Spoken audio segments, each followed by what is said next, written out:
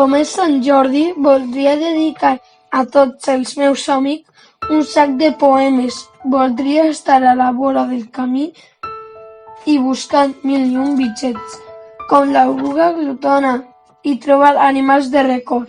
Passejant per Dinolàndia, els portaria a casa de la iaia, que sempre para l'orella.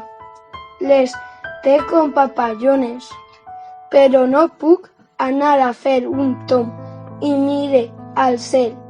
M'imagine que sóc el pirata Paul, vorejat de delfins i peixos irisats, amb una missió, salvar el nostre planeta, amb el superpenat seguint la pista dels 3 bandits. També m'agradaria ser el buscaferes, tot i que ja sé qui són els veritables superheroïns, els que són com les xiques guerreres. Ma mare és com elles i vol que jo siga com el tren que corria sense por.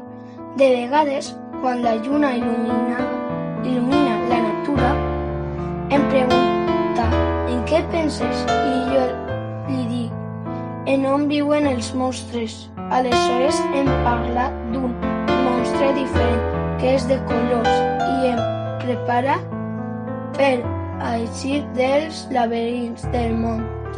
Ella sap de quin color són els besos de colors màgics i ho van ensenyar les ceres de colors, que un dia van dir prou perquè volien fer fora els dos. Tanmateix, abans d'anar a dormir, el cap se m'ompli d'enigmes. Soc un superpreguntor. Només em calma un llibre, per això demane contes per a tot l'any.